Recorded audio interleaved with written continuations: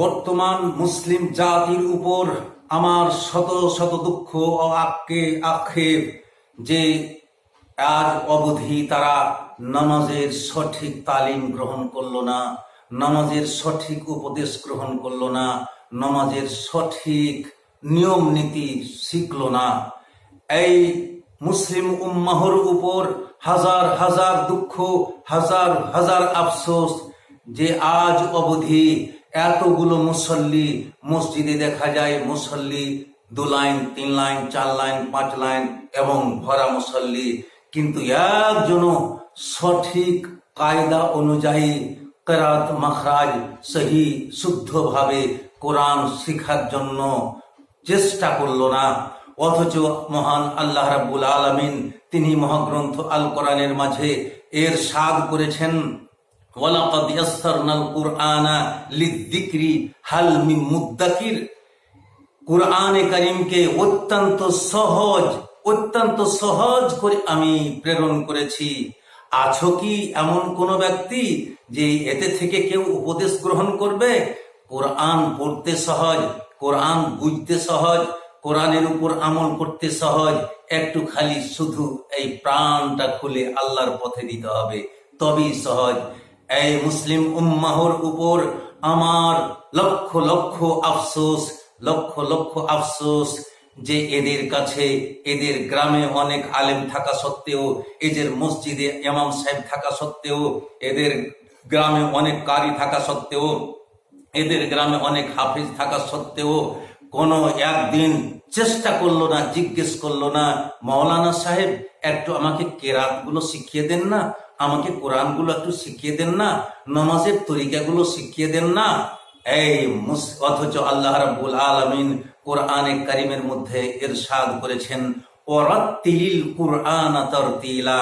হে উম্মাহ, হে মুসলিম উম্মাহ, হে মুসলিম জাত, তোমার জন্য কোরআনে কারীমকে যে আসান করা হয়েছে যাতে করে তুমি কোরআনকে বিশুদ্ধভাবে উচ্চারণ করতে পারো, সঠিক নিয়ম অনুযায়ী পড়তে পারো, এই কারণেই তোমার জন্য কোরআনে কারীমকে তারতিল সহকারে পড়ার জন্য আদেশ ও নির্দেশ দেওয়া হয়েছে।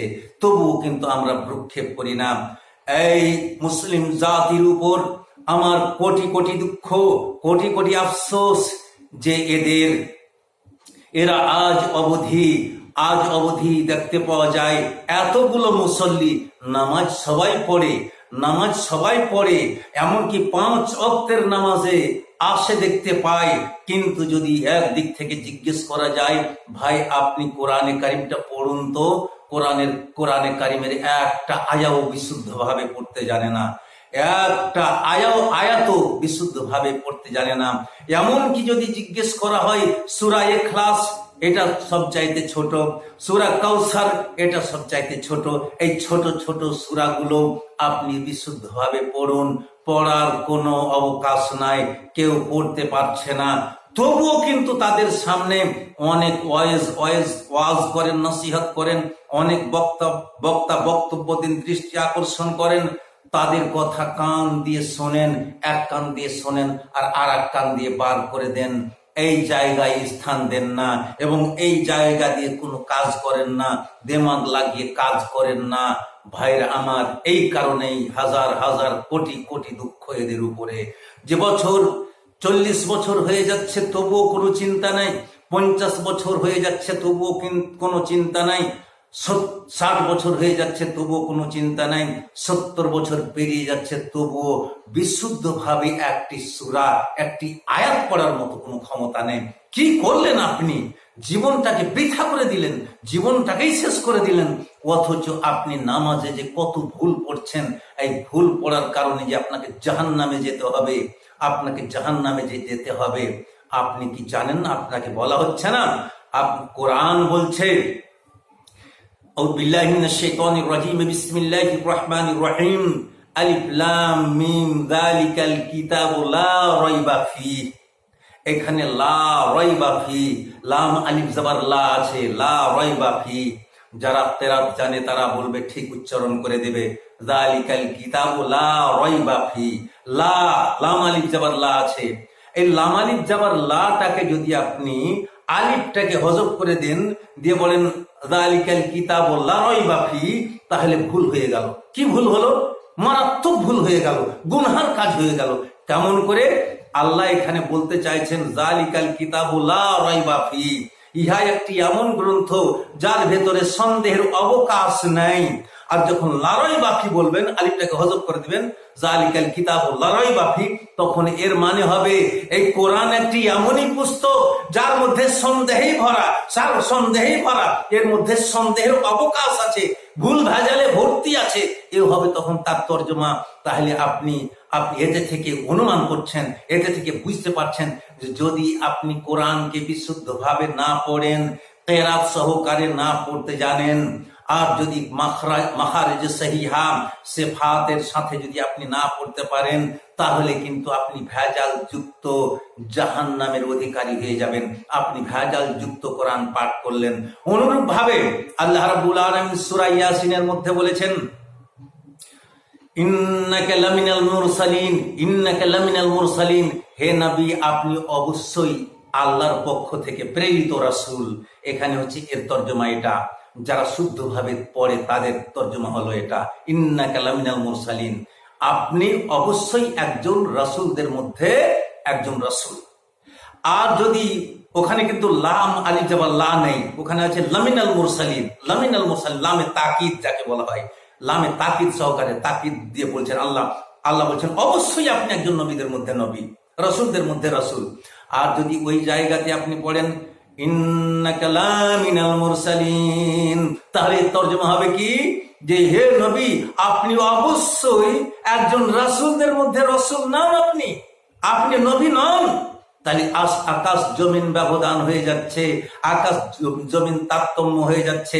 এই কারণে আপনার নামাজ হবে না, আপনার কবুল হবে না নামাজ।